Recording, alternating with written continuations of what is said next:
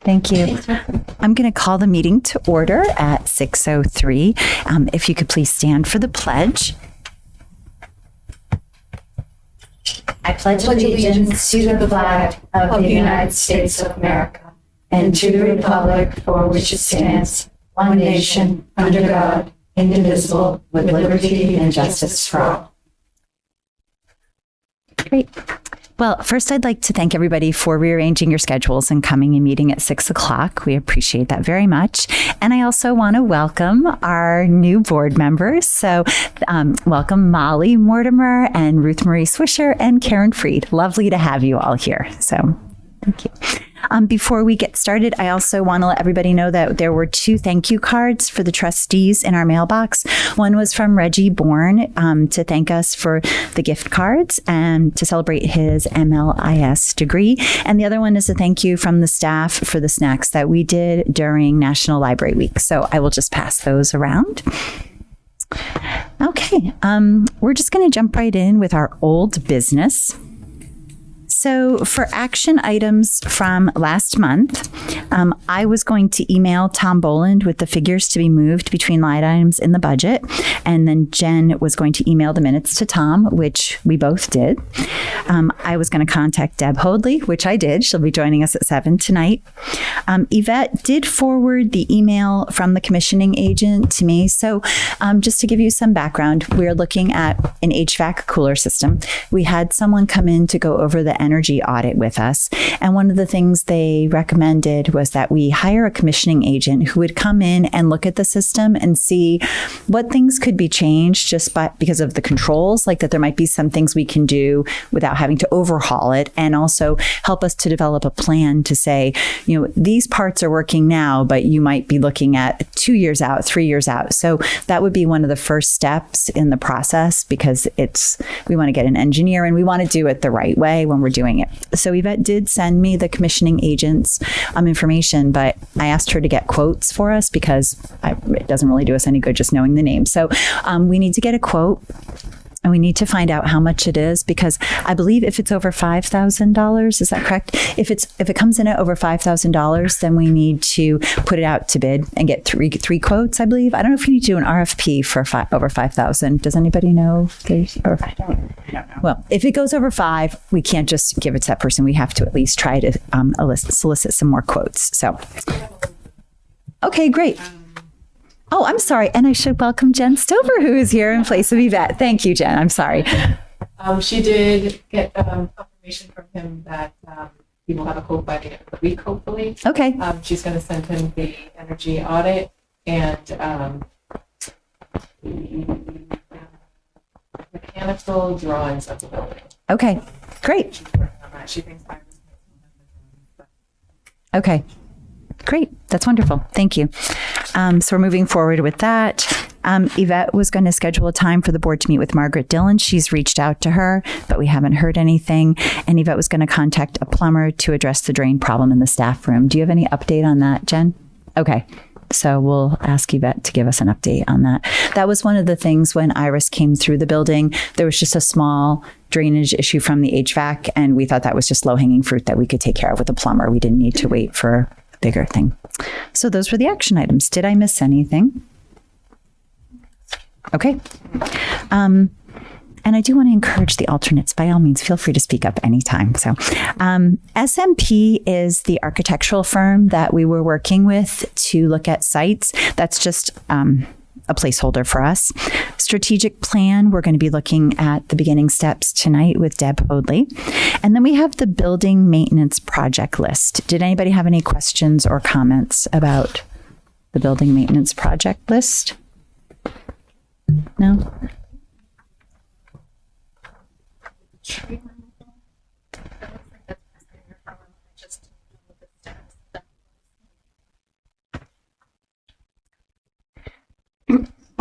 The third removal of dead tree at the library. Yeah. Is that something like the church has been reached out? It's on church property. I don't know. Jen, could you ask Yvette to find out for us about that? Just because it said safety issue. I was just thinking we should do something about that if we can. Yeah. And my only question on that was the plumber, if the plumber was on there. So we already talked about that one. So, okay. Anything else? Okay. The energy audit, it's out there. We're waiting to meet with Margaret Dillon. Yeah.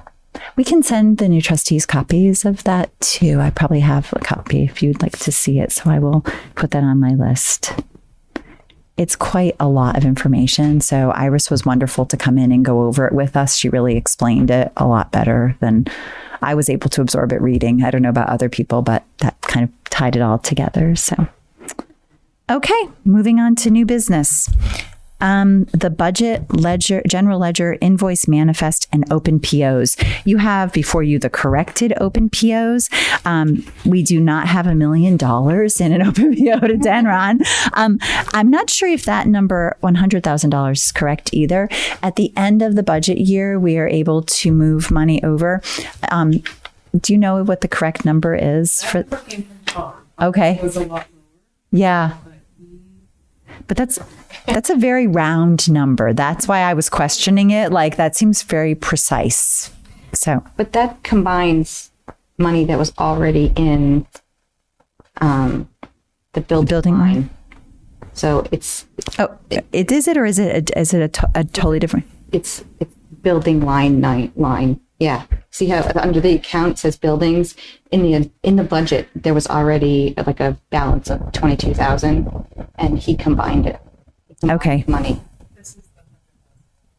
Yeah. Yeah. But so he took money from the current budget and put it with the money from last year. The building line only has surplus money in it. Okay. So, and the balance that was in buildings didn't have a PO attached to it. So he took that money and remaining money from 22-23 and combined it into this PO. And we don't always have a lot of money left over. We had some staffing changes, some consolidation. And so we did have the opportunity, and with the chiller HVAC project coming up, it makes sense to use that money towards the bigger building items that we had on our agenda. And when we have an open PO too, we could break that down. Denron is just a placeholder, so we could use of that money. We could use a portion to pay for the commissioning agent. We would just have to close that PO and then open 2 new ones to kind of hold the money in place. We don't have to do that with our regular budget, but just these open POs from past years. So, did I explain that? Mm-hmm. Okay. All right. Thank you. Is that the only question or information about the general ledger? Okay, Polaris and trust funds. So do you want to talk about Polaris for us? Maybe that would be a good explanation for people, what you do on Polaris and what the trust funds do with it. Polaris is our ILS system. My department, I put in the funds for different departments, and that's how what we get off of for our orders. We recently had discrepancy of the trust funds that, now see, I never explained this correctly. You're right. Like the trustee of the trust funds and how they're, they were gifts to the library, and they're specific to the kinds of things that we can purchase. Some are just for fiction, some are strictly children's material. And we had asked the finance committee, the branch, right? Mm-hmm. To set up a meeting so we could just go over the numbers and make sure.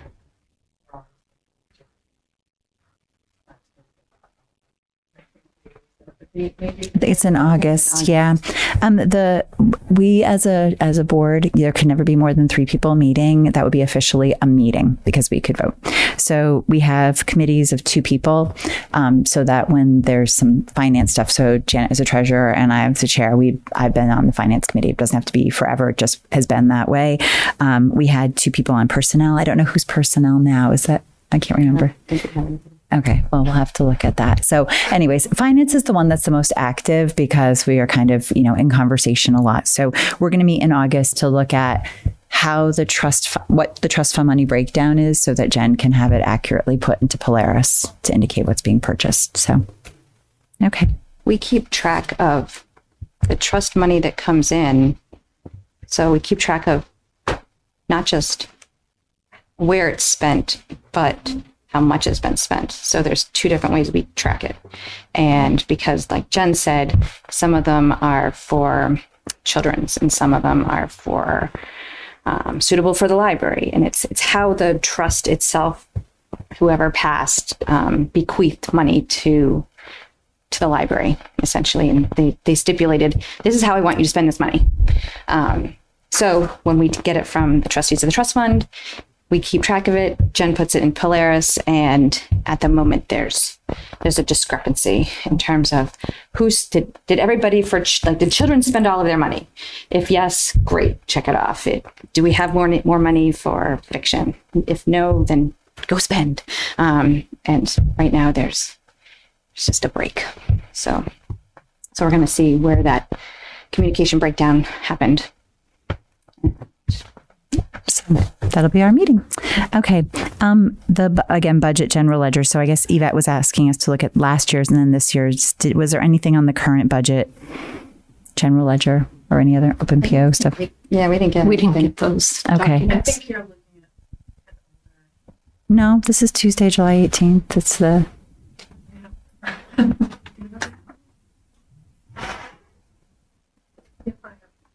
okay. All right. Okay. Year-end With me.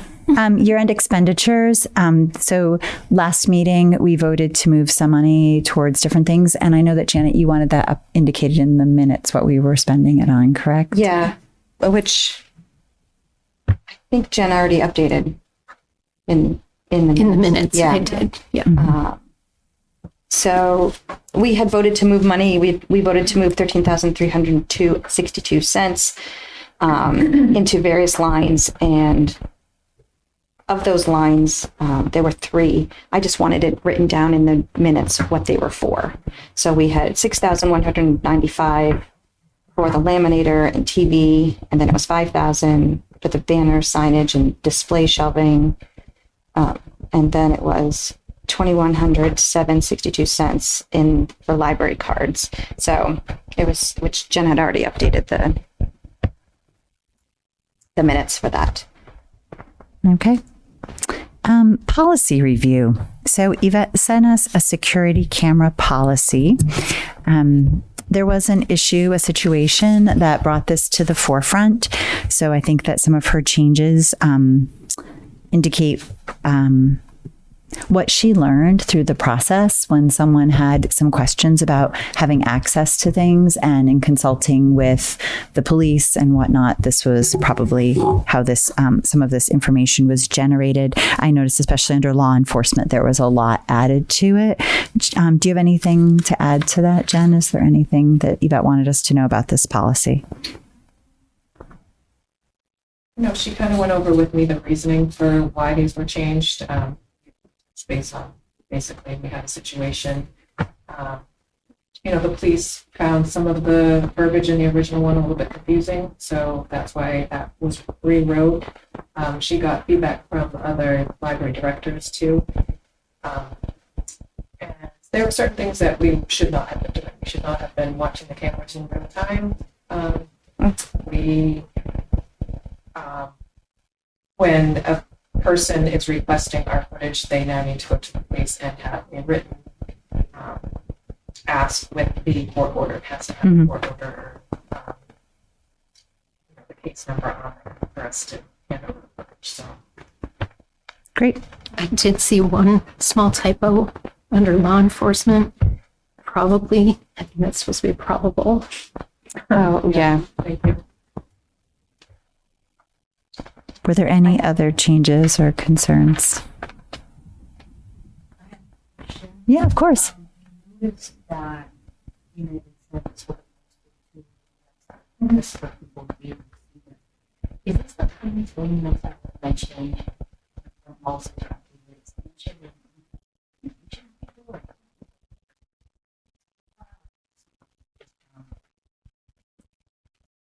I think it's just on the website, unless I would guess, unless it was something that impacted services. Like, for instance, when we changed our policy regarding fines, then that was something that would impact like patron services, those sorts of things.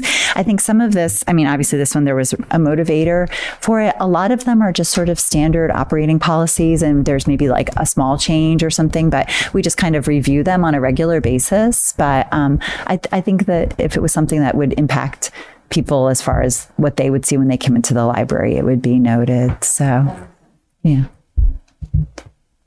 Okay. Anything else? Great. Okay. Well, I will make a motion that with the change of probably to probable, we accept the new security camera policy. I'll second. Okay. Any further discussion? Okay. All those in favor? You can't vote. But you are in favor, so it's good. Yeah, it's 5-0-0. So don't you worry. When I'm not here in September, you can vote all you want. So 5-0-0. Oh, thank you. Okay. All right. Thank you to Yvette for that. That's good to the kind of thing you think that you will never have to deal with, and then you do, and you're like, oh, we need to change this because in practice sometimes things are different. Okay. Princh. So Princh, could someone explain to our new trustees what Princh is? I will. Okay, thanks. Princh is a off-site service to be able to print to the library.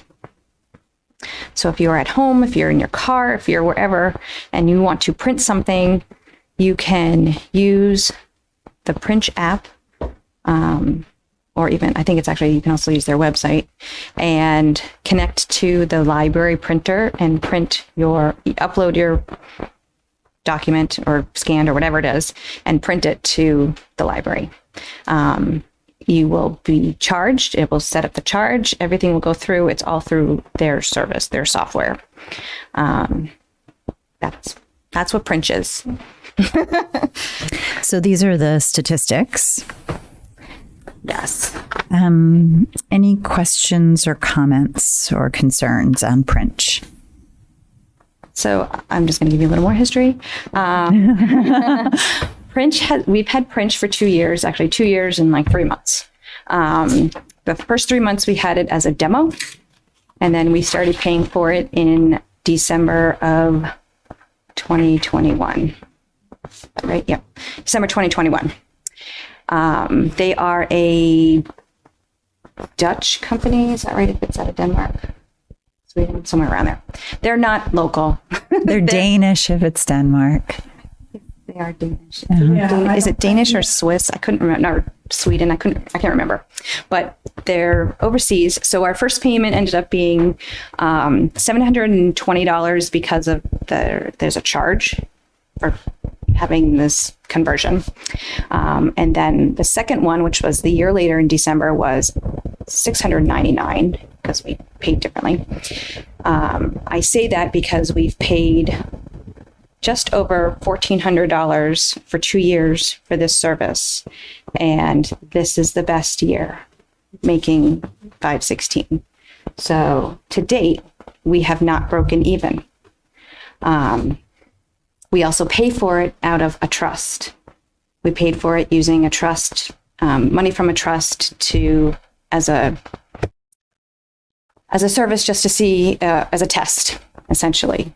Because this was new to us, so we used trust money to see how the service would go.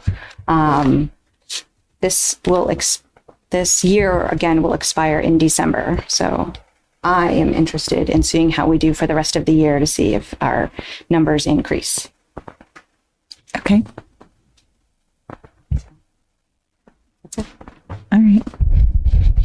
Okay. Any other comments or questions about Princh? We will just keep an eye on it. Okay, great. Okay, the CIP.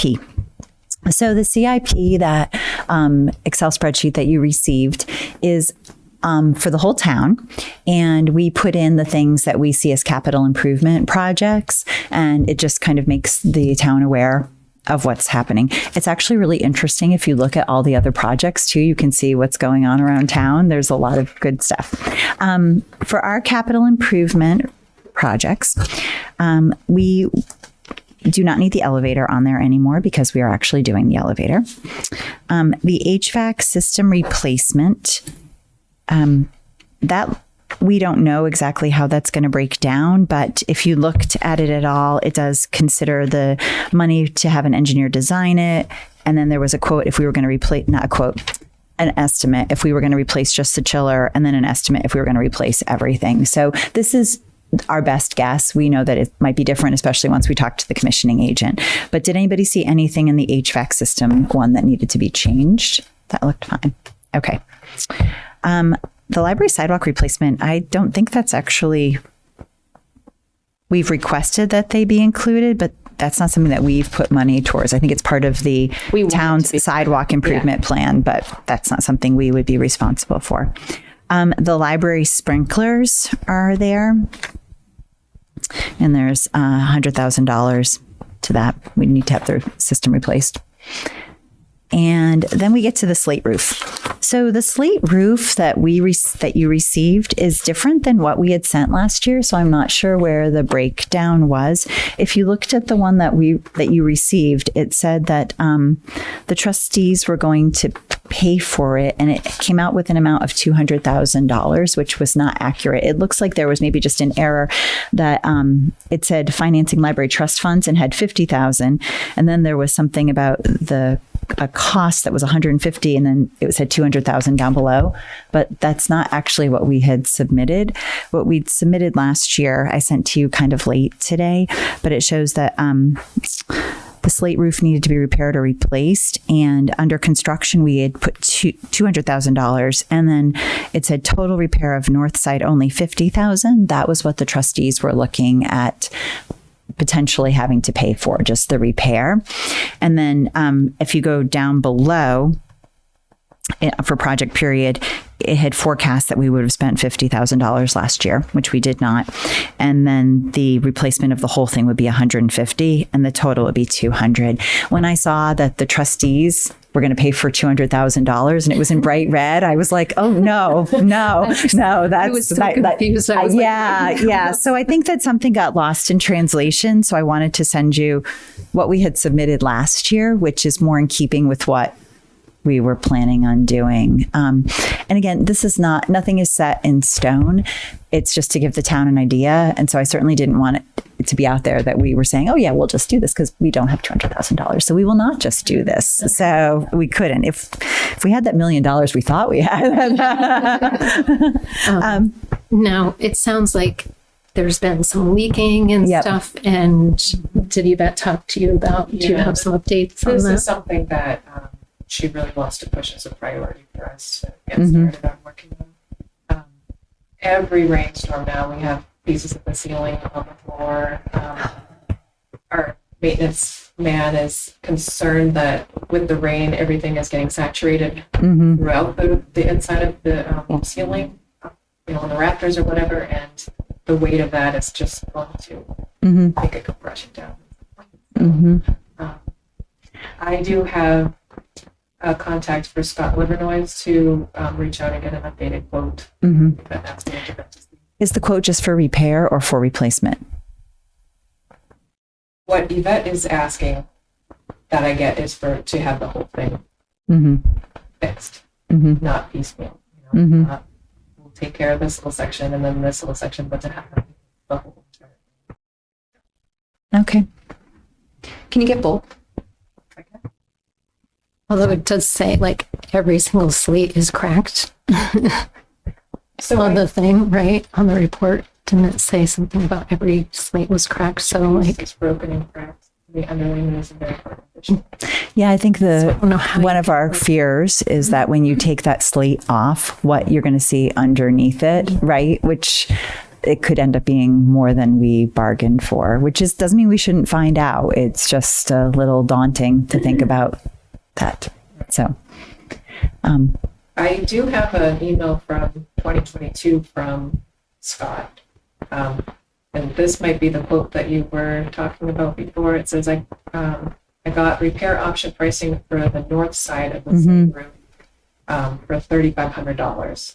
3,500 or 3,500. Yeah. okay. Plywood needs to be overlaid with the existing wood slats at about 1,000, but we won't know until it gets ripped up. And are you going to get a quote for not slate, for like the modern equivalent of slate? Thank you. Thank you. I would get a quote for like multiple levels. Like What do you mean whether by it looks like slate or even just the like standard asphalt shingles. looking just I know levels. they talked about this interlocking option that looks like slate, and just to keep the look uniform, I suppose. But Yvette talks about that, although that side of the building is old, it's an historic site. Yep. We don't have to keep Right. up with. Right. Yep. No, right. It's not like a historic landmark, but we still would like nice. it to look nice. Although the brick kind of undermines whatever we do. But yes. Okay, so you want a quote for doing this in sections as well as replacing? Yeah, I think that it's always good to see like what our options are and then to decide from there. Exactly. So And I agree too. Like, what other materials are there? Because if it comes back just astronomical, Right. with even the slate-like, then if we need to move on it quickly, then we need to know. And I'm really worried about what's underneath. Honestly, I mean, I'm just really worried about what's underneath. Every time it rains, I worry about the children's room. I worry about the north side of the roof and the north window. And when it's on a Sunday, I'm texting her and I'm like, "Did you hear anything?" I'm like, no.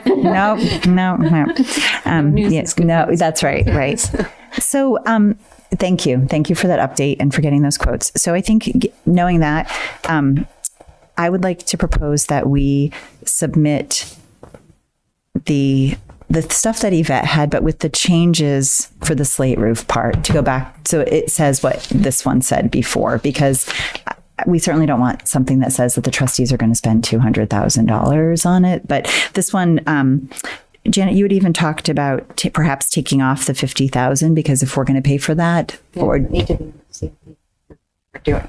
yeah. So, would you like to propose that we take that off of there, or do you think we should just leave it on at this point?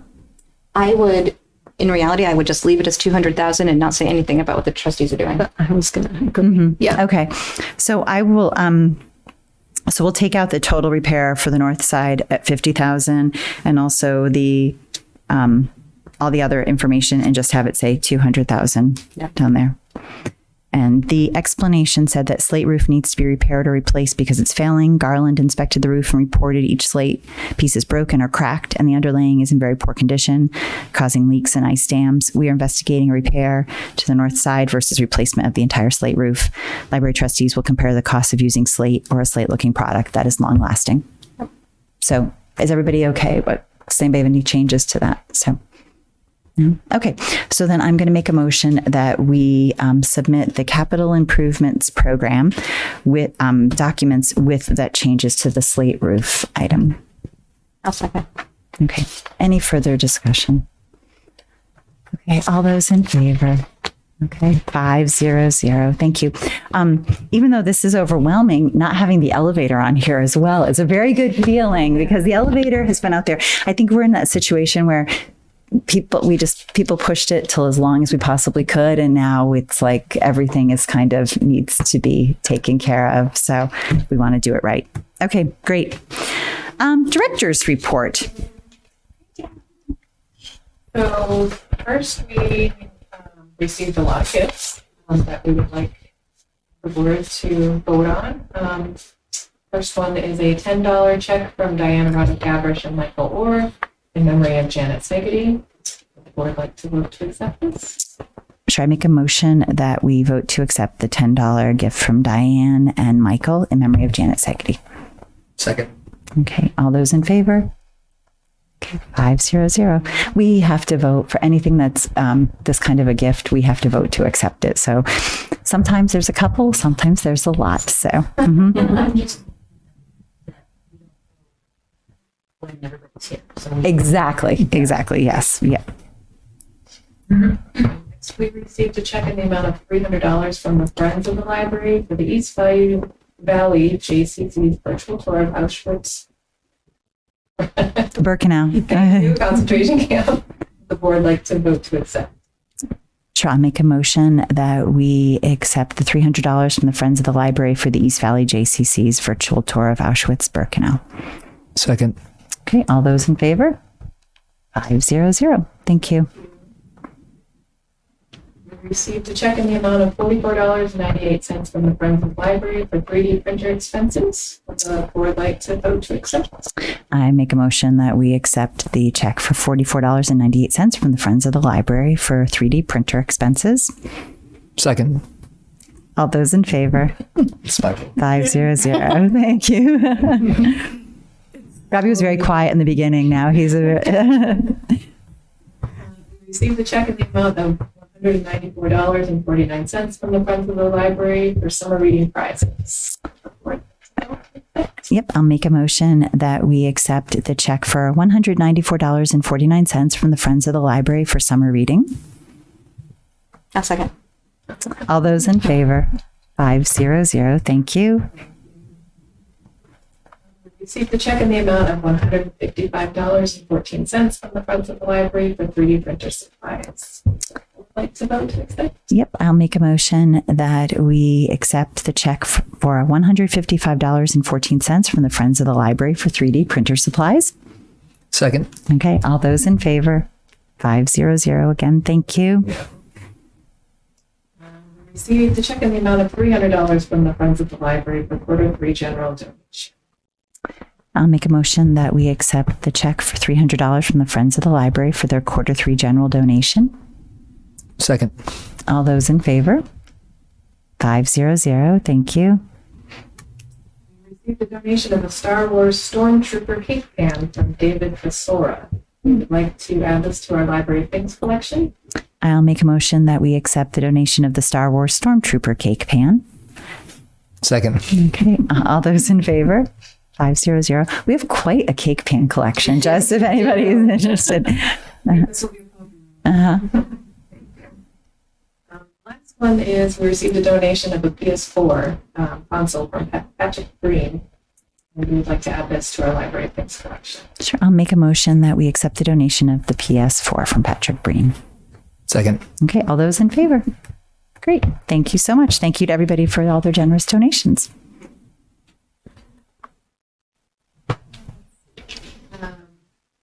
So under personnel, we would like to hire Isabel Newell for the part-time patron services aide position. It's a 9-hour position. Staff has signed for VAR. The board would like to vote to accept this. Sure, I'll make a motion that we hire Isabel Newell for the part-time patron services aide position. Second. Okay, all those in favor? 500. Thank you. We did, for the 18-hour position, we just received our first application today. Oh, great.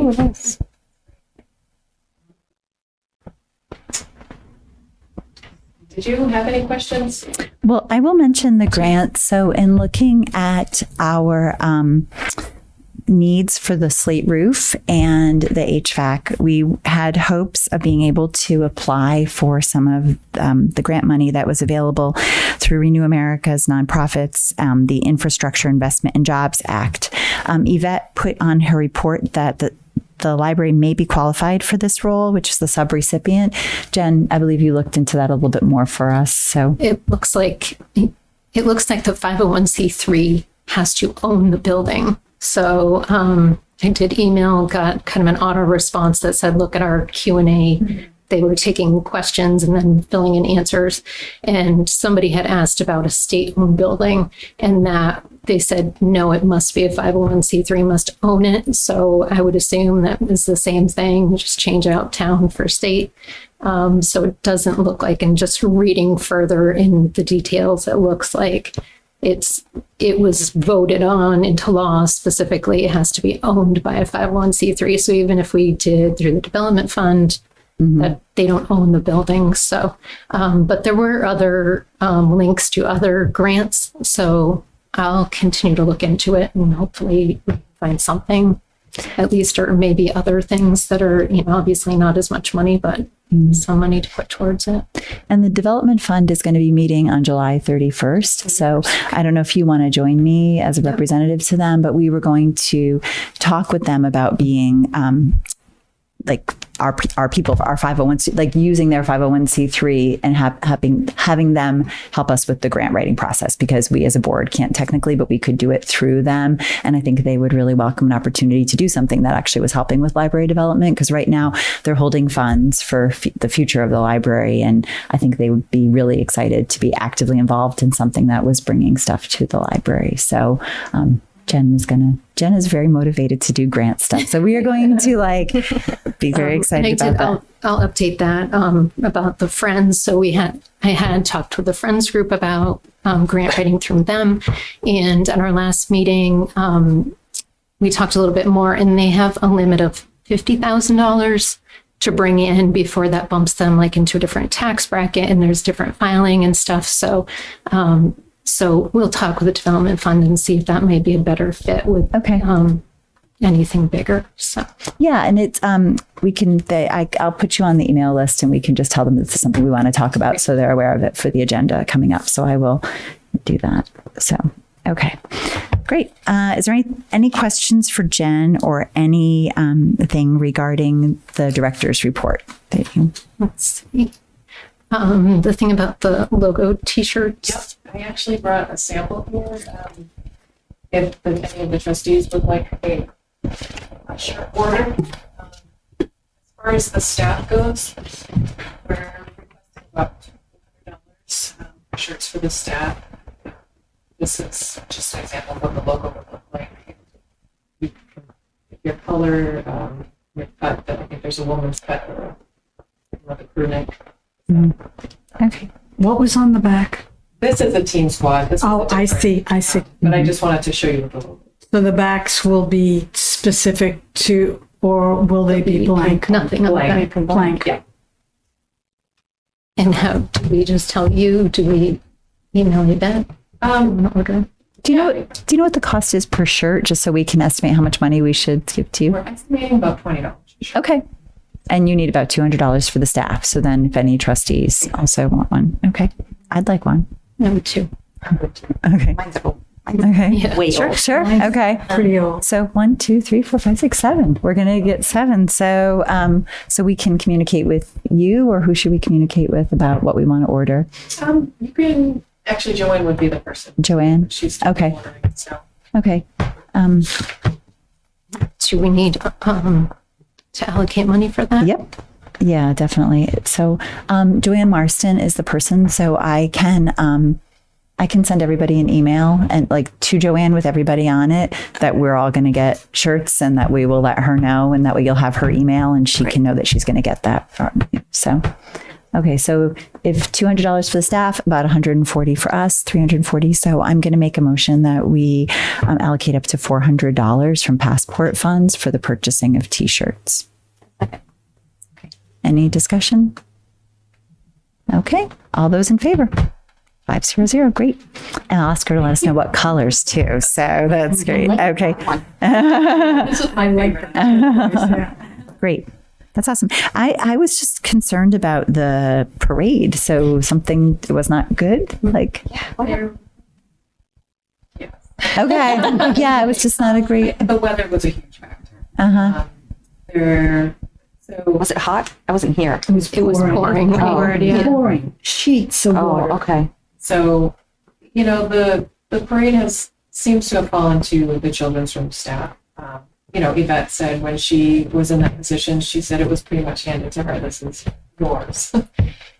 So we've been talking with Kathy as well, and we even started discussing writing up a policy as to whether, what the criteria is for the staff to be doing outreach. Is this a mandatory thing? Is there any incentive? They didn't have any other staff members other than their department thing in the parade. So part of it is you know, Kathy said, well, I need about 12 to 15 people to make this work. Mhm. They ended up pulling in family members because they didn't have enough help. There was behavior from the audience of the town that was inappropriate towards the library staff. And, you know, another thing is too, it doesn't seem like a lot of these town functions that we do outreach at will call it off because of the weather. Mhm. But we are talking again about having the opportunity to make that call. Mhm. Yeah. Yeah. Okay. Well, Yeah, so I mean, that's what's going on. okay. Yeah, that's upsetting to hear. Yeah. Yeah, I'm sorry to hear that. Yep. So whatever they come up with, you know, we will support, I'm sure, because. Okay. One thing I did want to mention back on page 2 is setting up a meeting with you and Paul. Did you see the dates that he was? I did. Yes, thank you. And you weren't on this email, but I sent the trustees an email and asked them to just let me know their dates in July and August that they are not available. And then I'm going to try to make I'll find a date that the majority can do it. That's the best that I can do. So I will get something to Yvette once I hear from everybody. So yeah, so if you haven't sent me your dates that you're going to be unavailable, if you would like to do that over the next couple of days, that would be great. So yes, thank you, Jen, for bringing that to our attention. Okay, great. Any other questions? Yeah, Go I ahead. just have one. So the last thing under maintenance with the IT scheduling to install the paging and the new racks and stuff, has that been scheduled yet, do you know? Because it said the ship date was the 16th of June. We might have fallen off the radar a little bit. So where Yvette has reached out to Jonathan to set that up. Yeah, I don't know if anybody has had this experience, but my password expires every year. And so my password, I've used the same password since I started. maybe because I'm new, but my trustee password expires every year. And I did reach out to him and he was great, but I know that they've been doing some other things around town. So yeah, that's very busy, very busy. And we appreciate everything that he has done to help us with the phones and whatnot. So, okay, great. All right. Thank you so much. Treasurer's report. Okay. So this is for the month of June.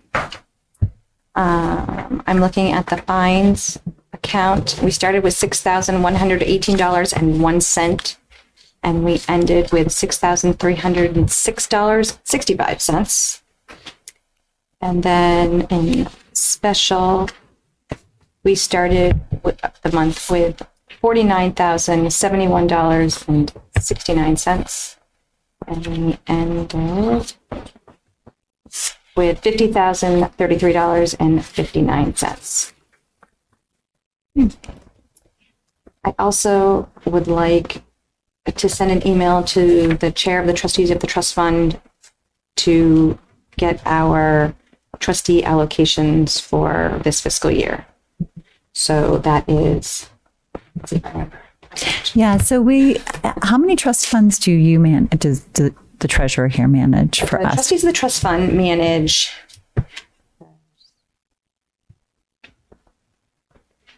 3. I have to think about that. Can be 3. And then we have 1. So they manage, there's a trust called Lawrence Patterson Carroll Fund. In several different years, back in like 1917, 3 different people in a span of like 3 years gave money to the town to benefit the library, and then stipulated it's like suitable for the library, adult fiction, and I think one of them is like children's room. So based off of how much they allocated, that's why it's there's how much gets spent for children's room, how much gets spent on fiction. So that's one trust, is the Patterson Lawrence Carroll. One of them is just plain Lawrence Fund, and I think hers is just suitable books of fiction is what she said. And then there's the Quimby Fund, which we recently got like 2 years ago. And he actually stipulated a lot of things, but they're so broad. It's almost like however you want to spend it to support the patrons, go for it. So those are the three that the trustees of the trust fund manage for us. And then we manage one called the Watson Fund. For paperwork purposes, by law, we don't technically have to ask them for the distribution from the funds, but for paperwork purposes, for us and for them, it's cleaner to just say, this is how much I want from this fund, this is how much I want from that fund. They have to vote on it, and then they send the check to the library, and they deposit it. So I would like to do that. Send this check. Or Okay. send this request. It is. You want me to wait out here? Whatever you would like to do. We just have, no, you're not interrupting at all. We'll just have a few more minutes of things. So thank you. It's 4,000 from, it's 4,000 from the Patterson Lawrence Carroll Trust. It's 2,000 from the Roxana Lawrence Trust, and it's 1,000 from the Quimby Trust. So for this year, we have $7,000 out of trust money to support the library. And we determine that when we're doing our budget, how much we're going to take from the trust. And it shows up on our budget. If you look at it, there's a line item that shows that. So. And then Jen will put that into Polaris, and it'll get all divvied up, and everybody will spend their money accordingly. Okay, so I'll make a motion that Janet sends a request to the trustees of the trust fund for our disbursement of $7,000 from the various funds. Second. Okay, any further discussion? Okay, all those in favor? 500. Thank you, Janet. Thank you. Okay, great. We have an acceptance of minutes. So we have 2 minutes that we need to accept. The first one is the public meeting minutes from June 20th. And there were changes made to the draft. So, okay. And that was just the addition of what those different line items would be spent on. So, okay. So I'll make a motion that we accept the June 20th public meeting minutes. Second. Okay. Are there any further changes? Okay. All those in favor? Thank you. 500. Actually, I'm sorry. Yeah, I know. Let's see. I know. real. That's okay. 4. We'll say 4. One to Opposed? Abstaining? Okay. So Molly, are you abstaining? Yes. Thank you. Yes, I- 401. Thank you. And then we also need to approve the non-public meeting minutes. I had a moment there where I was like, but Karen, you were there. But no, Karen, you were not there because you were not on the board just like a couple weeks ago. I know. It's like all these changes. Okay. So are there any changes to the non-public minutes? No? Okay. I'll make a motion that we accept the non-public meeting minutes from June 20th. Second. Okay. All those in favor? 4. Opposed? And abstaining. Thank you. And I did send an email to the trustees. There was some discussion about having to go through our non-public meeting minutes and like open them up. And then I had looked at the New Hampshire Municipal Association's website that said we only needed to go back and look at minutes that had been sealed. And in my tenure, I don't remember any minutes being sealed. So there weren't. So yes. Were there some prior to me that we probably have to go back? So that will be years and years of them. Yeah. okay. Well, so that is a project. But it was interesting because what you shared said you don't necessarily have to go back and unseal and review, because when we used to view it as we had to go back, so we would take batches and review them. So Yeah, the New Hampshire Municipal Association has just been like, they're just a really great place to find out all sorts of stuff about right to know and that information. They have a lot of great stuff on their website. So we can take a look at that further. I just was like, oh, where are we at? So, yes, okay. That's fine. Okay, great. Committee updates. There's no building exploratory committee right now. Jen, you were at the Friends of the Merrimack Public Library. yes. So real quick, they will not be meeting the rest of the summer, so they're going to meet on September 25th. And then their book sale is going to be September 8th pre-sale and September 9th, the public sale. Can I just, they're meeting September 25th. They're not meeting before the book sale. Correct. Okay. Great. They had their June sale totals. So it was $878.25 for the pre-sale with 33 members attending, which was really good attendance. And the Saturday was $1,389.60. So this was their best one in a while. Let's see. They voted to support summer reading kickoff concert and prizes, which we accepted tonight. They will be ordering tote bags for a fundraiser, and they received a invitation to a community cookout at the American Legion for Sunday, October 1st. So they will probably do that, where they're going to have a volunteer fair with different volunteer organizations in town. Daniel stepped down as treasurer, and Victoria Agnew was appointed as treasurer. So, Great. Thank you. And thank you to Danielle. She was a treasurer for a very long time, so we appreciate that. The Development Fund is meeting July 31st, and Jen and I will be attending that. The Town Center Committee. I can't remember who we decided was going to be the representative to the Town Center Committee. I'm not sure. it was going to I don't think be we did. Michael? We did. It was going to be Mike Druin, and who is no longer on the board. So is there anybody who would be interested in being the representative to the Town Center Committee? When does it meet? Fridays. Noon on Friday. I can do it, but it's I'll like do it. Karen's interested. Is that, can an alternate do that? I don't know. I don't see why not. You're a member of the board. You don't vote. You're just like You're a citizen of Merrimack. Why can't Oh, I you could just show certainly up? go. Yeah, I think that, so. We're in this situation. So the town, Actually makes a point of when I have his attention, he brings the library into the conversation, no matter what.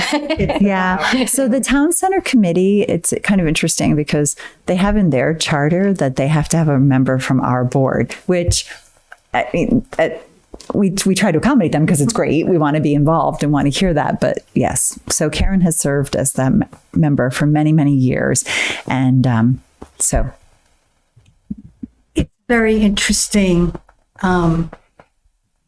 Central committee that kind of looks at the well-being of the town center and how to improve and promote. They've done bike trails, they've done walking trails. And they've worked in tandem with the town council for improvements as well. So now what's happening, and this is fairly recent, is that people from the Department of Public Works are becoming members. And so actual projects are starting to be involved and things are getting done. So it's interesting. I haven't been there in a while, but sure, I'll go. And then knowing that Jen would also be available if there's times that you can't make it, maybe you could just let her know. And I will let Nelson know that between the two of you, we will have somebody there. So, and thank you. Our committee updates, personnel has not met. That kind of comes in more when we're looking at doing Yvette's review, because Yvette review and the other staff members review the staff. We review Yvette. So we often stop and take a look at the review we did in the last. Do we need to change the process? Anything like that. Personnel does a lot with that. Finance committee, we let you know that we would be meeting about the Polaris and trust funds with Jen and Yvette and Joanne. And I did just want to let you know that I did receive a questionnaire from Tom Boland that I had to fill out because we have to submit it to the auditor. We get audited with it along with the town. So basically just asks, how do you check up on finances, that sort of thing. And so I did sign that and send it to the auditor. So you're good. Okay. The Merrimack Public Library Development Fund Committee meeting will be July 31st at 5 p.m. in the Lowell Room. Our next trustee meeting will be August 15th at 7 o'clock here. And the Friends of the Merrimack Public Library will be holding their fall book sale. The members only pre-sale will be September 8th at 5:15 to 7, and the public sale September 9th from 9 to 2. And they'll be holding their next meeting on September 25th. Are there any additional comments before we adjourn? Oh, thank you so much. July action items. Here's what I have down. Yvette's going to get a quote from the commissioning agent, and we'll send that to everybody. I'm going to send copies of the energy audit to all the new trustees. I'm going to send an email to Joanne and CC all of you to let her know that we'll be ordering t-shirts and that we'll be reaching out to her. Janet is going to send a request to the trustees of the trust fund to request $7,000 from the various funds. And I will let Nelson know that Karen and Jen will be sharing the town committee role. Was there anything else? Jen is getting a whole quote from Scott Vinales. Everything From Scott. Slate through. Can you spell his last name for me, please? LiveNOIS. Thank you. Okay. And then just confirm that Yvette called the plumber. Oh, yep. Jen will check. Okay. All right. Great. Thank you. Were there any other action items I missed? So the way we have it set up is that we're going to adjourn from this meeting, take a couple minutes, and then we will start a new meeting for the strategic plan for a number of reasons. One, we'll have the minutes separate so we can document it that way. And so I'm going to make a motion that we adjourn at 6:58. I'll second. Okay. All those in favor? 500. Great. Thank you. Okay, who officially seconded? Talk enough. You beat me to it. Yeah, but I can't keep up with the minutes People that were fast. talking pretty fast, let me tell you. Welcome. Do we stay? Yeah. Yes, absolutely. Does anybody want to use the restroom or stretch your legs for a couple seconds? Stay up. Okay. And boy, that clock is a few minutes fast. It is. Yes. Because when I walked in, it said you guys said 7:03. We were all Yeah, I got 6:56. Yeah. I do too. Yeah. So I'm the nice to meet you. Thanks for making the drive. I was worried. 6:57. But you don't have to take notes anymore. You don't Oh, let have me to type tell you. anything. It's all Jen. Let me tell you. I was just picturing myself in Jen's shoes. So this really was a quick meeting. Oh, I mean, we move through things.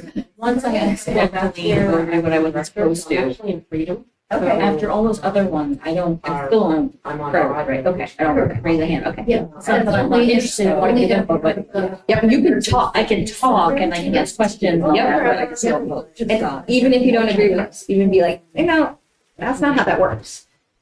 Totally. Bring it up. And then let's say one of you weren't out. Would Molly or I be said, oh, great, I did somebody determine like who's gonna be the actual alternate. Well, it's actually you and Karen. Oh, you're Karen, oh, okay, so Molly is, that's why, okay, I was like. Okay. Yeah, so that would be Well, I at the beginning of the Molly meeting. is, she got the position. She took the- You were. she's the alternate. No, okay. What position? She took Mike's place. Oh, so she's, okay. She's doing the. So that's why she kept voting, of course. And then as far as the committees, that's just, those committees are just for the board members. Or the alternates. Yes, except for, we're gonna try Karen with the town center committee. Okay. Which I don't see. No, I don't see any reason why not, no. Committee, because they can't vote anyway. So it would just be more like institutional knowledge. If they Yeah, didn't you're gain, really just going and reporting back. right? Mhm. So.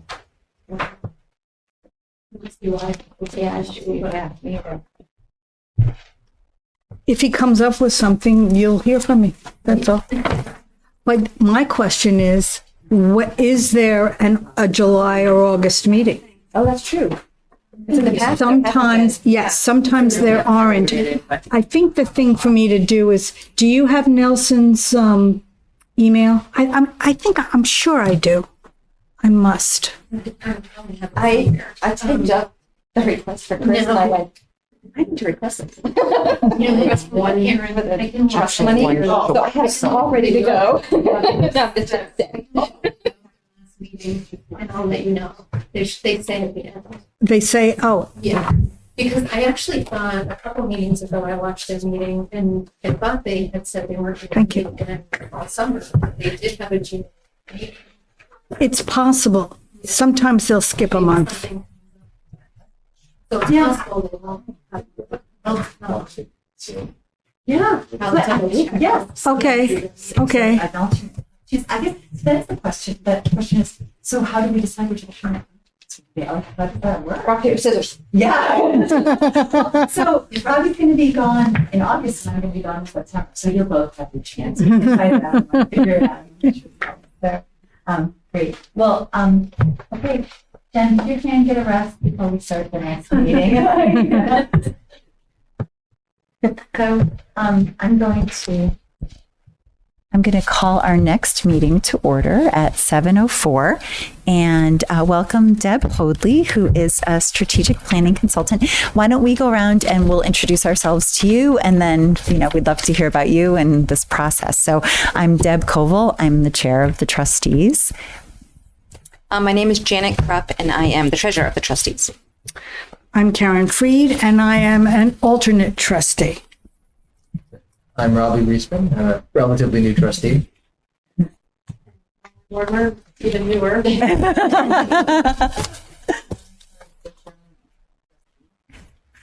Sober, I'm sitting in for Yvette today, but I'm the head of technical services.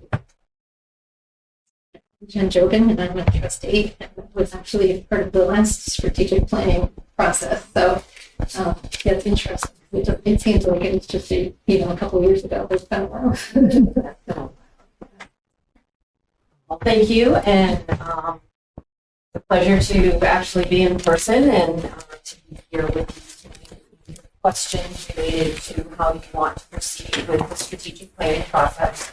As Deb said, I'm Deb Hoadley. I'm recently now full-time consultant, so for myself, Hoadley Consulting, and mostly library consulting, but I also do some facilitations for nonprofits and businesses if they need somebody to come in and facilitate a meeting or do something of that sort. Mostly, my passion is strategic planning, and I also do things with leadership and management, professional development workshops, related to customer experience. I do board development, board orientations. Previous to me being coming back and being a director, and I'll tell you a little bit about myself as we go. I was the Massachusetts library system consultant, meaning I was the consultant for the state of Massachusetts, and became that because I was my first time director after graduating from Simmons with my MLS, had the library do a strategic planning process. And through that, we gained so many wonderful things, building partnerships, knowing where the library was going, that through that process and building community with other surrounding towns and being part of the consortium network, being executive director of the Massachusetts Library System when the 6 regions closed and became statewide due to funding from the state of Massachusetts, he asked me to become a consultant and really work with strategic planning with all types of libraries. So at this point, so that kind of set myself in motion after being asked by multiple states to help them with their strategic planning. It was a conflict of interest, so I went out on my own and did my own independent consulting around New England. And then I was missing community, and my last job as a full-time consultant was with the New Bedford Massachusetts library. And when I asked the director for a job, she said, you now need to go back and be a director again. So I came back to New Hampshire. I've always lived in New Hampshire, so I lived in Plastow when I was consulting the last time with you guys. I almost feel like it was the same amount of commute, because I think when I was doing the last strategic plan, I was actually coming up from Marlborough, Mass, and then went home to Plastow, so it was kind of a roundabout. But I now live in Freedom, New Hampshire. But when I decided to go back to be a director, I landed a director position in Sandown, New Hampshire. And then through personal and professional reasons, my family moved to Freedom, New Hampshire. And I was fortunate enough during COVID to actually find a job at the Molten Borough Public Library as their director. So I was there for 3 years, came in June of 2020. And again, for personal reasons, mainly my dad had very serious health issues, so I'm his primary caregiver. So I needed to take a step back, and had already kind of put in the vision that I wanted to come back to consulting and really work with libraries again, and kind of branch out again as an independent consultant. So I left Oakborough just a couple of weeks ago. Well, I guess now it's almost 2 months ago. A month ago. So, so this has afforded me, one of the reasons I rewrote the timeline was when Deb and I had talked earlier about the strategic plan. I was still a director and wasn't sure about all of the pieces that I would be able to do and work full time. So now I am really able to do the full breadth of strategic planning that libraries have been asking for me to do. And at this point, I work with over 100 libraries, academic, some special libraries, but mostly children's libraries, on their plans, whether it's just facilitating one focus group, or just writing their survey, or doing the whole thing. So originally, I put together a proposal. I think it was supposed to start in May. Yeah. After you had your vote, I think, and elected officials, and then as things happened with you folks, I think that also things happened for me simultaneously. So we are now looking at kind of a new timeline beginning, I think, in September. But this is all really flexible. The time frame is flexible. This is just kind of showing you all of the pieces and parts that can be part of your planning process. So we can, do you want to go, well, first, do you have any questions about me or strategic planning? I think the last time I came in, I did a couple of the focus groups, and then I just recently looked at the plan and did some of the SOAR exercise and some community visioning and things like that, and then looked at UNH survey. That Right, I was going to mention the survey. Yeah, trying to pull things together. When was the last plan written?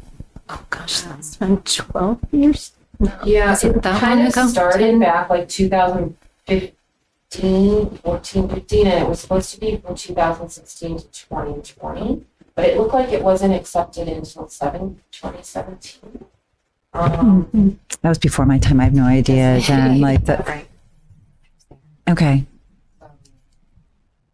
I know that some of the things have been checked off from the plan. I don't know if as a staff and as trustee to go through and look at that. I mean, obviously it was right, it was ending right as COVID was beginning. So I know for a lot of libraries, they got stuck in the middle of their plans and now are feeling like they need to, even if their plan hasn't ended, they need to go back and look at what is happening, what kinds of services are. I'm sorry. That's it. They did everything. Oh, that's great. All right. Well, great. So, It was appropriate. Yeah. That doesn't, Yeah. and everything was really well, very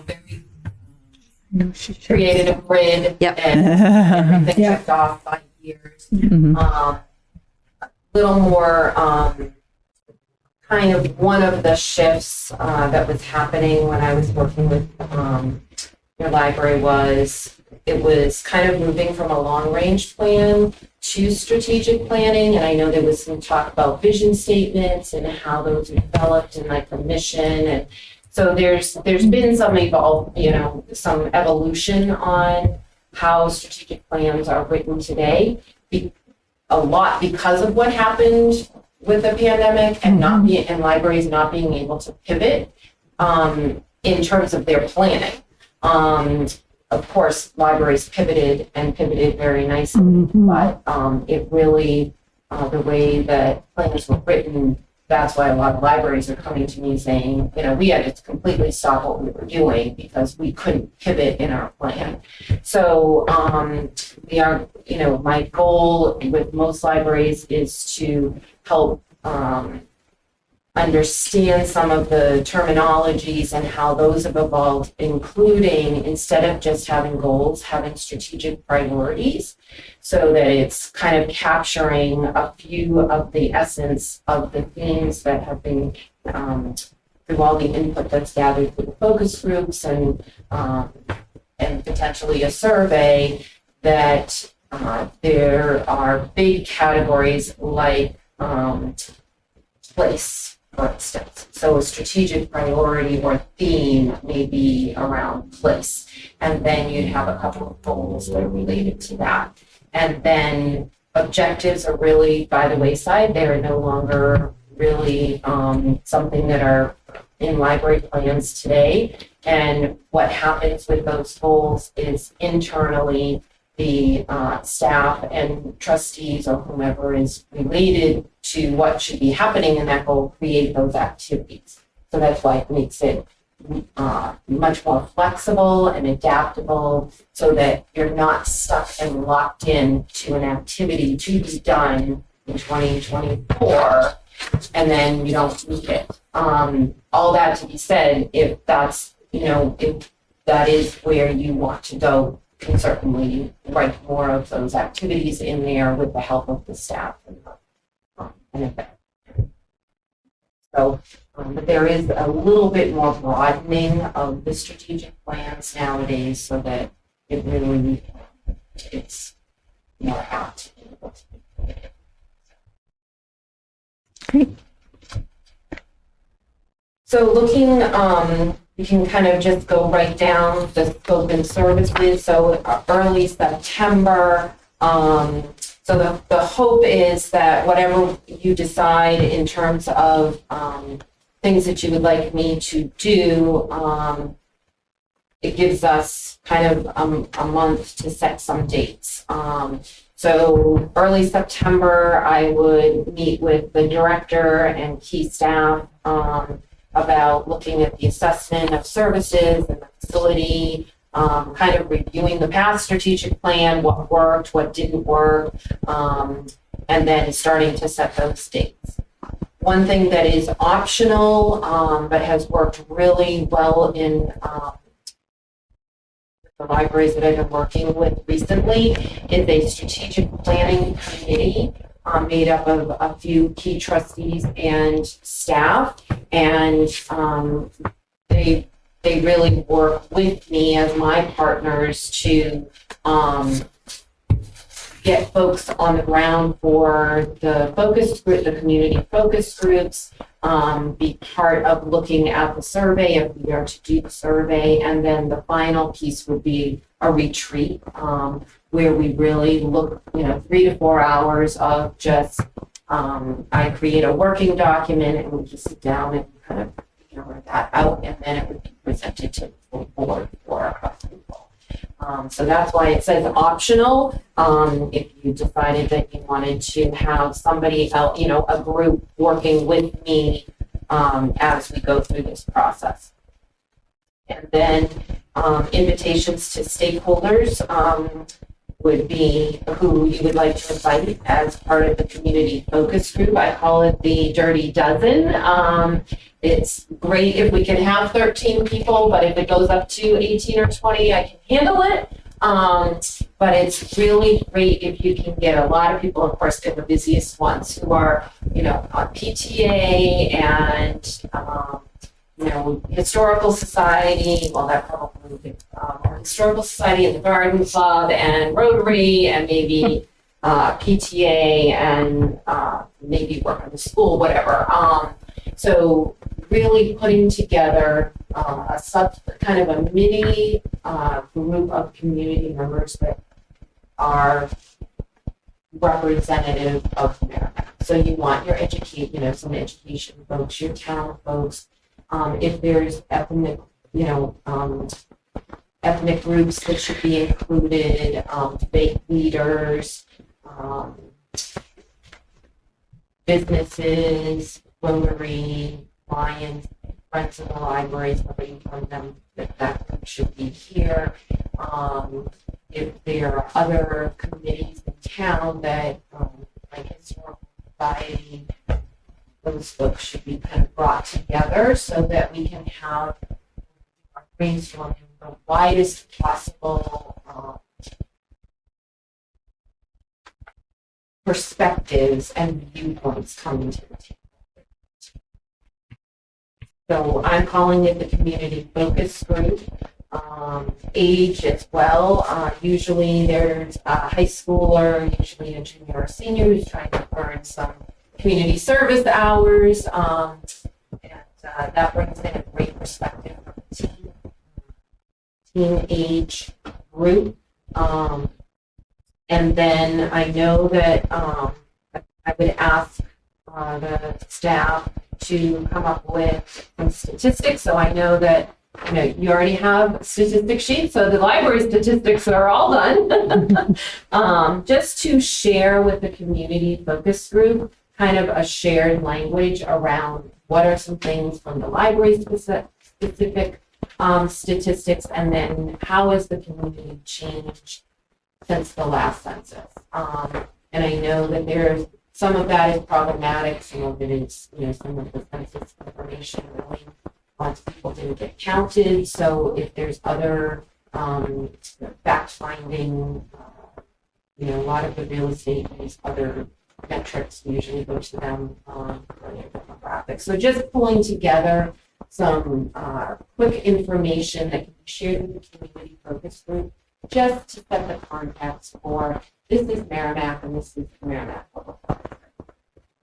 So that is kind of early September, and then starting in October. So it gives folks, once you invited them, that they would be able to plan in October the first and second meetings for the community focus groups. I like them to be pretty close together. I do the SOAR the first time, that's strengths, opportunities, aspirations, and results. We did that the last time, and it's a much more positive and appreciative inquiry into the library versus why. So if you've done any strategic planning, businesses, strengths and weaknesses, opportunities and threats. I have sat in rooms where I've mentioned weaknesses and no one wants to say what is weak about the library because its core is trying to do good, right? So looking at taking away, that aspect is really important when you're talking about higher education, public food services. And then the threats tend to be the same. Resources are low. It's staffing, it's more money, it's whatever threats, right now it's censorship and banning, right? All of those kinds of things, they tend to be universal across the board. So instead, looking at the strengths and opportunities, which are part of SWOT, but then really looking to the future, looking at the aspirations. What are you dreaming for the life? What does it look like? What are things that you need and want to have as part of it? And then the last thing is the results. How will you know that you're successful? How will you build those outcomes? And those are really important pieces to the strategic plan itself.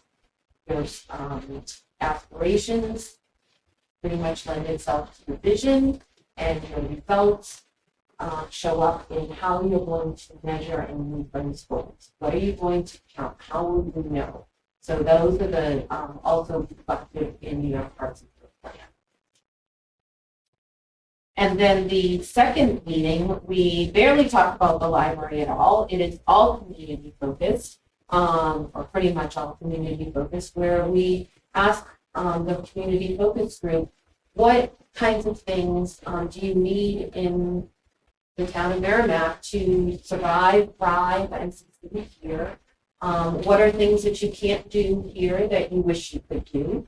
And, you know, maybe what are some of the challenges? What are some of the issues? And putting those on the table so that we can, again, get a sense of what is happening collectively in this town.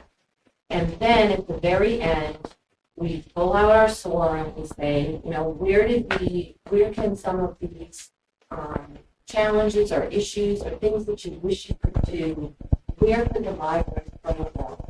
Could they play a supporting role? Can they play a partnership role? Or would this be a priority role? So that's how we when we say that the library is the center of the community, it's the community hub. Well, in order to do that, we really need to push in on the library and have the community really dictate. So those are the questions that's why we do a whole meeting about the community vision. What is it that will make them stay? What do they want for the town? What is aspirational? What do they dream? You know, in order for things to be here. Now, some of the things that we're not going to be able to answer. A lot of times it's you know, road construction. I know I've heard the town, you know, center committee. There are certain things that the library you may not think would play a role, but I would say, you know, convening a group of the DPW just, you know, at the library would be, you know, a supporting role, or convening those meetings where community members can get together and talk about what's happening, or having maps of, you know, here's the road improvement plan, and the library is the one that has those road maps. You know, literally, this is what's going to happen from the planning board, the zoning, or I know we do it now with ballots, and we, you know, put out the ballots and have people be able to see that at the library, like space and you know, kind of that neutral place. So instead of us always looking internally, obviously you and the staff are experts in knowing some of the emerging trends that they won't have come up with, but we really want to turn more outward so that we see more relevancy. The biggest question I get is, how do we maintain the library's relevancy for our town? May not, you know, a lot of people still don't use the library, or the perception is that it's not for me. I'm not able to go, or whatever that may be. And so the more that we're asking the community what they need, as the library answers some of those, there may be ways that they can play in the role of that person's life going forward. So that's where we can kind of put in that relevant link. And then I do the same thing, only kind of instead of it being, so each of those meetings are 2 hours. With the staff focus group, it is a 2-hour meeting, but it's the SOAR 1 hour, the community visioning, because the hope is that we don't have to set too much context. I just delve right in and we go for it. And then optional, especially now where we have some new trustees, you may want to have your own focus group.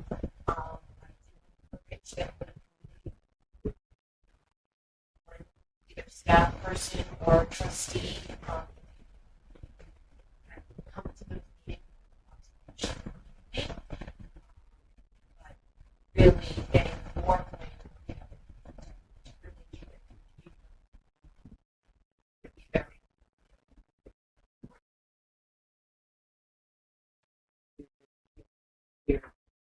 they want for the library.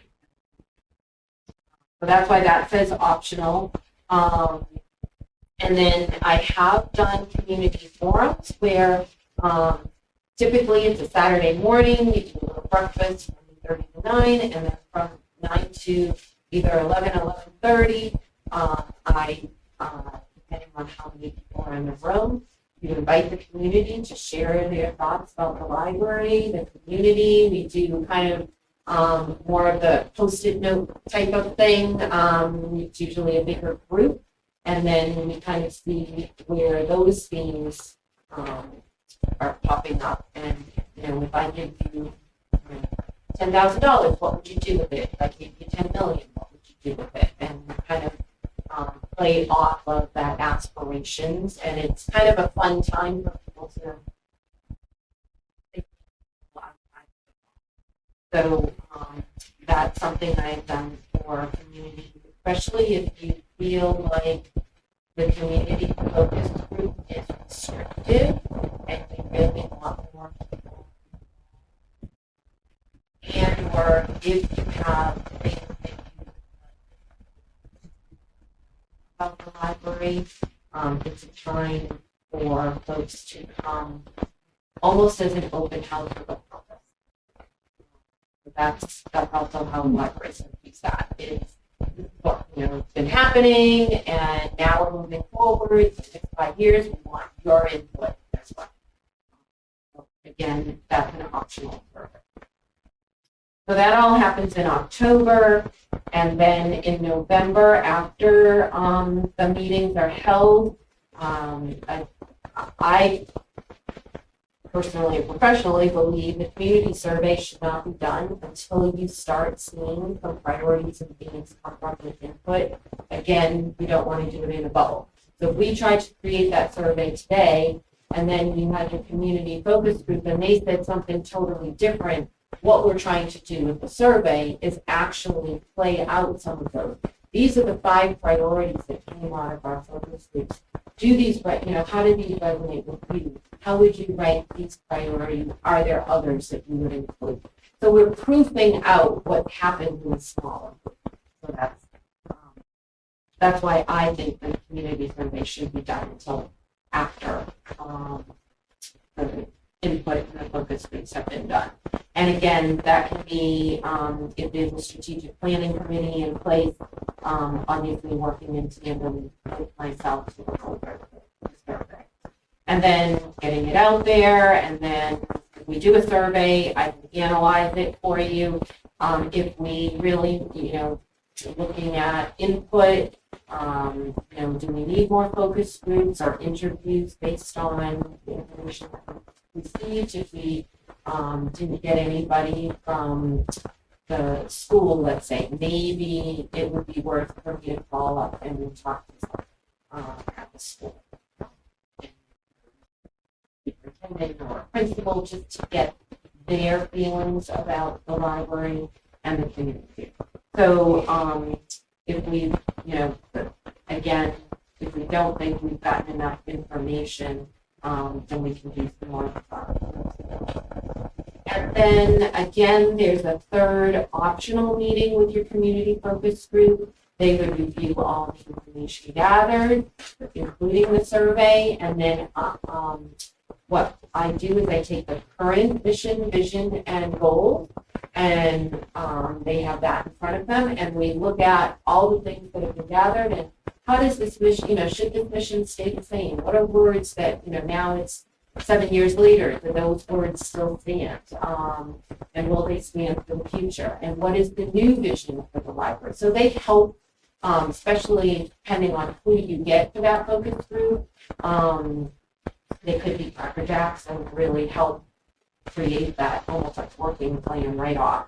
And, if they get to have, again, a little more investment, a little bit more ownership as community members, the hope is that I tell them right off, this is some secret meetings. You were asked here for a purpose because you're representing parts of your community, but kind of give them homework and go talk about this. Tell people what you what we talked about today. Maybe there's something you learned about the library that you didn't know. Maybe there's a question that was posed during the community vision. Go ask your neighbors and come back and report. Is that really, or send me an email saying, I've asked 14 people and this isn't really, I didn't strike a chord here or whatever. So it builds advocacy for the library through these groups. So sometimes it's nice politically to, to keep them going and have them help. However, there are also 2 meetings, is really all you can get people to commit to, then 2 meetings it is. And then the last thing in November would be to do a retreat if we have to go over the data and look at all the service. I will have put together a working draft based on all the information for everyone to kind of, instead of starting off like totally new, it seems to help to have people have a document. And then, depending on how, if you want it to kick off January 1st, then in December, that would be when the final draft would be approved by you. So that would be the goal. And then January would be your kickoff date. And again, these are tentative, months and times. And nowadays, if we, hopefully there wouldn't be a snowstorm in October, but if there is, we can always do it remotely. I have done one whole library virtual during COVID, met with all their focus groups, facilitations, interviews, the whole thing via Zoom. And I just stood up and had my chart paper, and I had staff members facilitate with I missed a question where they can writing, but it's everybody was in. So we can certainly make that happen. So there shouldn't be a reason why we could keep somewhat on track if people were good with having a good capability. So then I've broken up the different proposals into the different costs. So the initial planning that really isn't optional because I need to get information. And then either the 2 focus groups and the staff meeting, that's one price, and then the 2 focus group staff meeting and trustee is so if you just add in the additional cost. So it's not $2,250 plus $3,000, it's either $2,250 or $3,000 depending on what you choose. Yeah, we were confused by that when we looked at it initially. We were like, what? So thank you. Yeah. So I thank you for that feedback.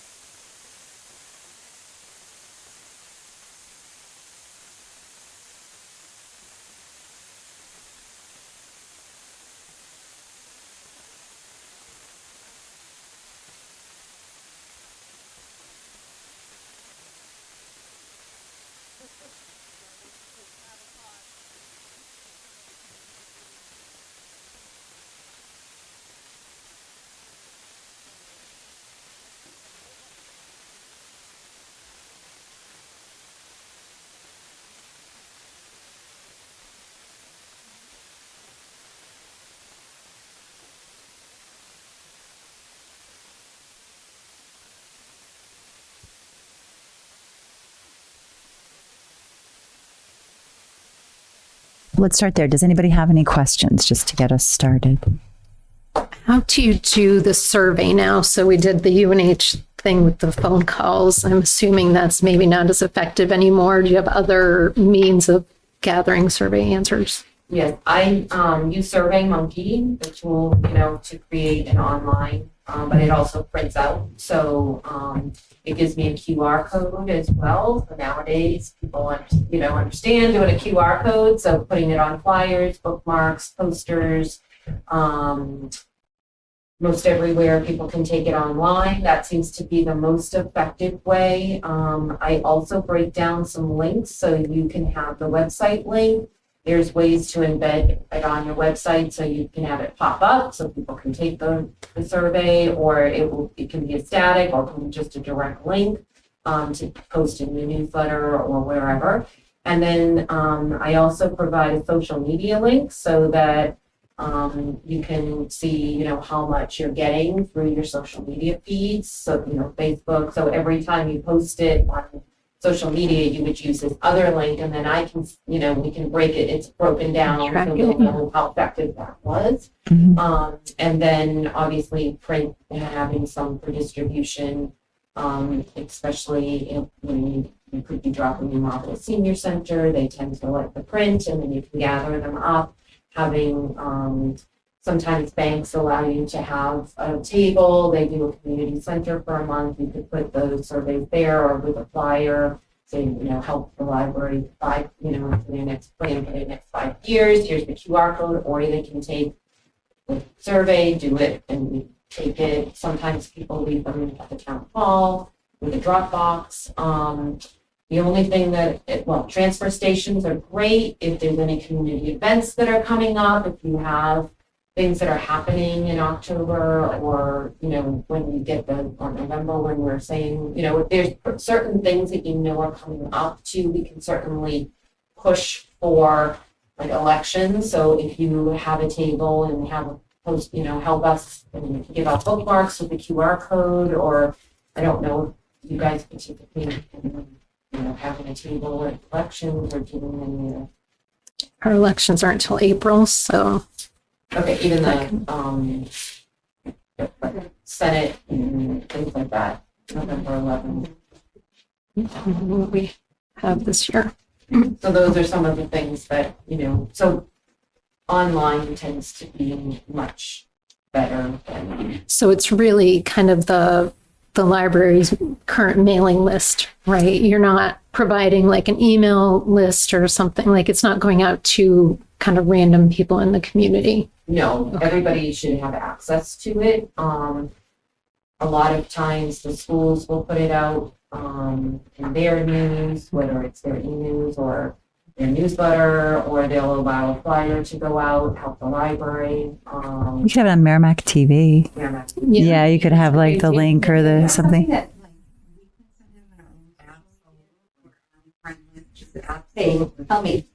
Yeah, you could share from the libraries. Yeah, it should be shareable. I know some are allowed to share on the community Facebook pages. So getting it out that way. So absolutely, as wide as possible, you send it to the community focus group. They should be sharing it. So again, it should be anybody that wants to take the. I did have one library that did use, and there was some controversy, but the consortium actually, the network, approved of it. They sent out, because it was related to the library's strategic plan, it was very specific, they allowed them to use their library card emails, not just their email newsletter list. Because I get it. So you guys have a newsletter. So I don't know if it's worth asking if you can send something out to just your card holders. That's something that you would want to, because you guys prefer Gmails. If that would be, if anybody, other libraries have done that, just to send to your not to Gmails, but your library card holders. I had a library in Massachusetts do that, and they did get over 800. This is a huge community, but they got over 800, but it was mailed directly to their card holder. If anybody had any email that was in the system, they were allowed to send it out. And the network felt that this was library. This was important to the libraries. And the downside of that is got 832 potential users and not non-users of the library. So if you are really searching for those non-users, it does take some work to actually coax people to do that, right? So, Right. please help us, even if, it's important that even if you don't use a library to do this. So that we know what makes the library relevant for you. And you also find out a lot of people are using online resources, and so those are your users, you may never see them. And also, the support, but not all users, not all supporters use the library. I haven't yet to use my town library, because I'm in Marlborough, so I have not been in my town library of Freedom for about 4 years. Talked to the director many times, but haven't physically gone in there. So, but I'm a huge supporter and I'll always go and vote for the budget. So, that's, I think online, it takes away any barriers. Also, if you do have, I would want it to be looked at by somebody who speaks a different language, but if you want it like translated in Spanish, the Survey Most People does do that, but I would also caution and have somebody that actually speaks Spanish read through it and make sure that that's, so if there are, different languages being spoken here, then you may want to specifically have a survey for them that they, again, so that they feel included in that. So we're not having any barriers to them.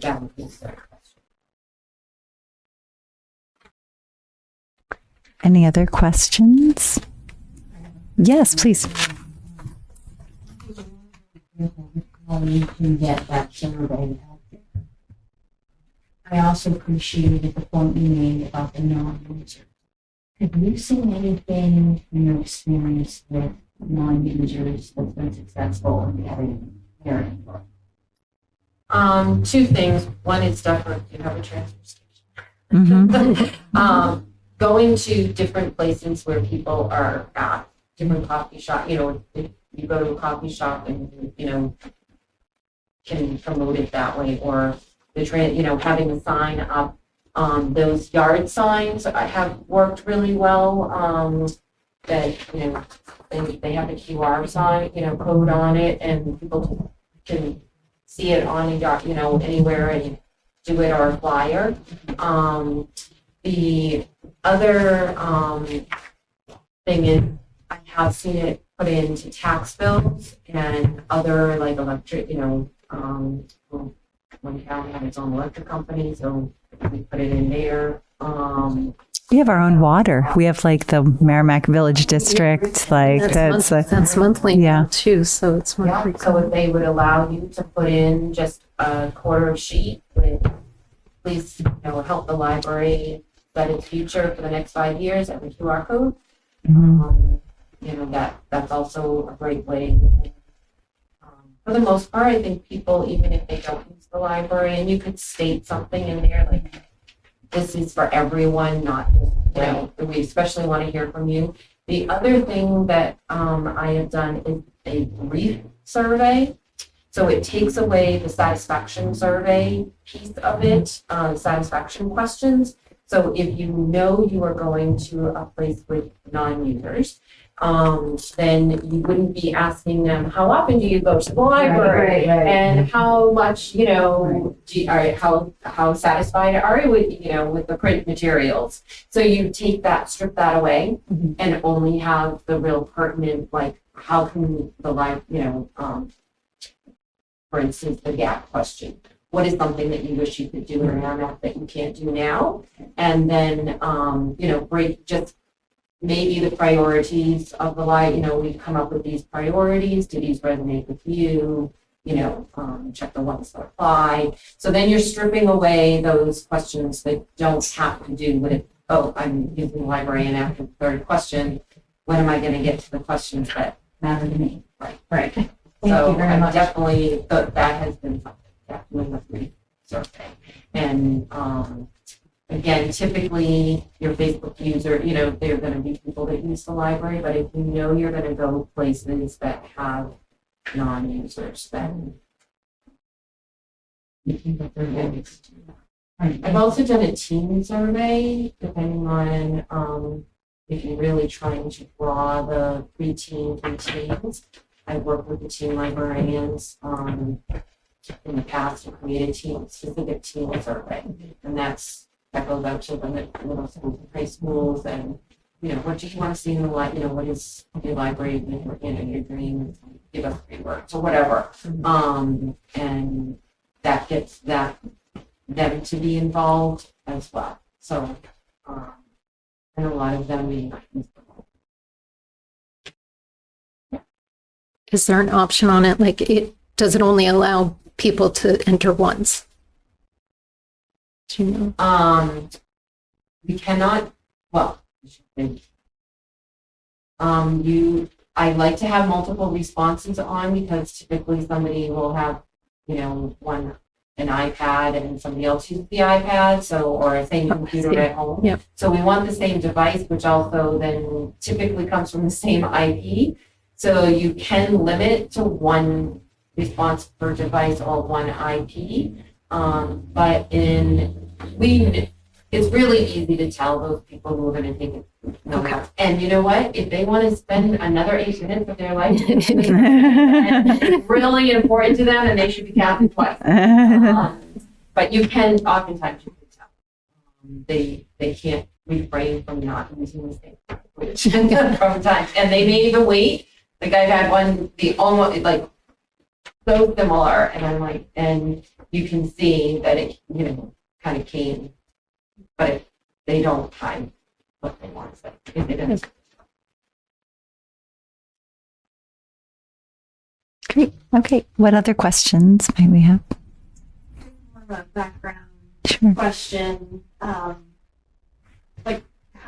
has the board already been in discussions over this, and just if there's any other, comments about where we are in the process for Yep. jumping to this. Sure. So we had actually met with someone who had a grant who was going to work, like Yvette thought might be someone we would work with strategic planning. But we need a lot of guidance and structure. And she was lovely and kept asking us what we wanted to do, and we didn't know. So we need a process. We need to have a process in place because this is not our full-time job, right? We want someone who this is what they do and know. And I think that also coming from a library background, you've worked with libraries, so you have a different perspective. So we got this proposal from Deb. She came highly recommended. And then we did vote to accept it. And I can't remember the exact amount that we did, but I'm looking at the plan you gave us versus the one that you brought today with the other things. And I think the additions are the 3rd meeting with the community focus. That was not on the original one that you gave us. And the writing of the draft plan was also not on it. So those were the 2 additions. So really based on the other one, the only thing I can't remember is if we decided to do it, the community group staff and trustee meeting, which I'm personally am leaning towards. I think that would be really useful to do those 2, but we did vote to allot money to this. And it doesn't mean that we can't, as we're going through the process, be like, it would be nice to have this additional part and we could find other funds to continue it. So we have accepted initially to do this. Sure. Any other questions? But then it wasn't. Yeah, I think we had said this, we had said this amount of money, but even as I'm looking at this, I was making notes to myself, do we want to have a strategic planning committee? Well, maybe we should think about that and vote on it in August. Do we want to do that? Who would we want on the committee? And, once we get involved with it, well, the 3rd meeting, it's hard to imagine that people have time to have 3 meetings, but maybe we decide, no, this group is gung ho and they do want to, that might be something I think there's some flexibility to add in parts as we go. So, yeah. So, we've already decided to go forward with this. I guess for me, the one thing we would have to consider is if we want to have a strategic planning committee with trustees and staff, which, to me seems like we would, but that's just my gut. That seems like, yes, we would want something like that. But I'm open to letting people think about it, and we can decide in August when we have our regular business meeting if we wanted to do that and who we would want to be on the committee, so people could think about if they want to be involved with that or not too. So, but that's something we can let you know, right? Because that's going to be something in September. Yeah. So. The libraries you've worked with before, have they had a hard time building that community focus group? No. Because once you sit down and think about the people that are even coming in your library, you're like, oh yeah, they're on this and they're on that. And next thing you know, you have 20. And I would say, shoot for 24-ish and you'll probably get 15, always have more people to go for, but, and you can do a call for volunteers. I had a library really do a nice little promo. We're looking for volunteers to represent the community. And they got such an overwhelming response. We ended up doing a community forum because they had about 50 people who wanted to be on that committee. Yeah. And so we had the community forum, and then from there we said, if you're still interested, come over, and then it got down to about 20. And so they worked with that 20. And they went through the whole agreement. They were really vested. So, that's another thing is you can put a call out and see who might be interested. Probably similar to if you put a call out for the students. Well, we think we got so lucky because we were like, it's 1 year. So people are like, okay, that is something I'm interested in. So, but I think actually that's true. Like you give people the parameters, a lot of people I think would like to support different groups or get involved, but it can be really challenging to think about adding something to your schedule. So if you know what your commitment is initially, that might draw more people in. So. It would be 4 hours, possibly 6, 3 meetings of 2 hours each. Mm-hmm. Refreshments. For whatever reason, even for refreshments, well, yes. It's just so funny because we could all just go to Buckley's and buy it, but having somebody bring it to me is so good. So yes. And a lot of libraries minutes ahead of time. So we say if the meeting is going to start at 6, come at 5:45, grab a sandwich. Mm-hmm. And I don't mind if they're eating. I try not to call on them when they're eating. And usually I have some practice that allows them to finish their dinner. But it also it kind of does build community. And yeah. Talk a little bit when they get there a little earlier. So depending on your crowd, if you know that, you say 15 minutes and they have some food, they won't come till 6. So, depending on your group, you want to do a half an hour before, but know that it's, yep. amount for you to have some food. It's, and then you get started right at whatever.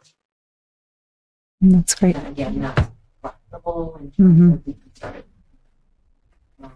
Typically night meetings because so many people work. So it can be 6 to 8 or 5:30 to 7:30, something like that. Yeah, no, I think that's great. Yeah, totally. Any other questions for Deb? I guess mine would just be are there certain days of the week you will do those meetings on, or are you available any of the meetings? So right now, Tuesdays would be really difficult. The doctor appointments that I have to do with my dad, but that can also change. And it can start in the day. So right now, pretty flexible. That's why if we have, some time to get these meetings in place, that the more in advance we have, the better. Mm-hmm. I have 11 clients right now, so various parts of their plans. It all of a sudden just blew for November.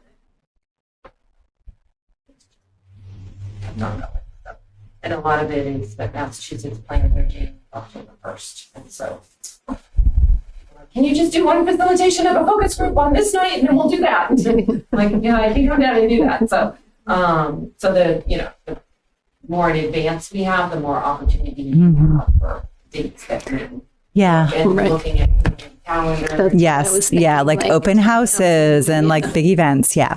Yeah. PTA, and I know this tends to be a little bit busier. Hopefully with the first meeting in October, the school has started, people have settled into their schedules, they kind of know what's happening. Got their school schedules, their sports schedules, their work schedules based on their kids or, whatever it might be. So, Great. Well, this is really great. I mean, I could read this, but to have you go through it and kind of walk us through it, it gives a good perspective on it. And yep. Any other questions before we? Yeah, thank you.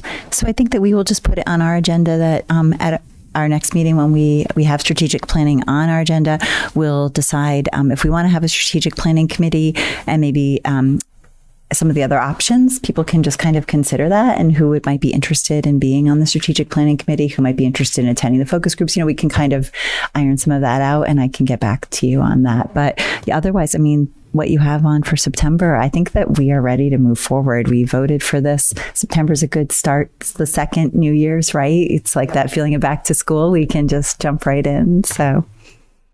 Oh. And can I just ask a question of the board, and I know some of you or some of you may not know, but are there priorities that are paramount for you as a board for the next 5 years? I know I heard building committee, but I'm just gonna look at Jen. Jen, what are your priorities for the next 5 years? Building. That's why I came back. I was off the board for a few years, and that's why I came back. But yeah, I mean, we have to discuss with the CIP and stuff too. But that was my top priority. So I don't know about other. Yeah, I feel like the first strategic plan. The library was in such a different place. And then, we've just grown by leaps and bounds in all sorts of areas. So it'll be interesting to do this from a different perspective. So. And I think the community has probably changed quite a bit in those 8 or 9 years, right? I mean, there's a lot of new people in town. There's different people coming into the library. So it would just be really interesting to hear what people who are new to town are interested in also, and see different perspectives. So any other priorities people think? I mean, I think the building is a big one, but yeah. I think it's different in terms of how much we're going to hear about the building. So if I know if that's kind of where we're trying to head, then again, some of those things that under, opportunities or aspirations, if it's all about the building, then I'm trying to separate it out so that we find out, well, what is it about the meeting space? Because obviously a new building, well, I'm not going to say obviously, the potential of having a new building in 5 years is probably a little aspirational, but to work towards that is, doable. So knowing if there are things that are leaning towards that building, you still want to be able to accomplish a plan in 5 years with future goals past 5 years. But if it's going to be building driven, then we want to make sure that that piece gets taken care of too. I worked on some building plans. The one that I did remotely was I got a grant from National Library Commissioners and building the building. So a lot of that was focused. Where do we go? Because we need this new building and accept the grant. So and you'll learn this, but we did do like some site looking at different sites. So we have some things kind of going, but that will be all stuff that you gather information on in September, I'm sure. So yeah, we've been talking about it. I just want, yeah. to see if there was something large on your minds. Mm-hmm. Your trustees and where you saw the light, if there were things that you discussed, like we take this way for the future. So.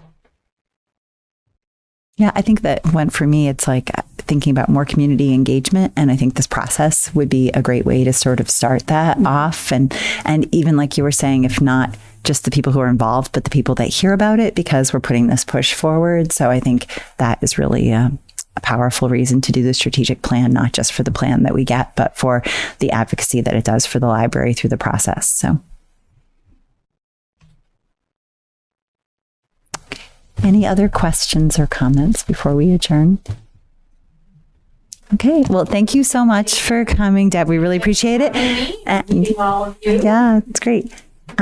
Does the board have anything else they'd like to discuss before we adjourn? Okay, then I will make a motion that we adjourn at 8:02. Come on, Robbie, you got it. Okay. All those in favor? Okay, 500. Thank you so much, everyone. 7:59.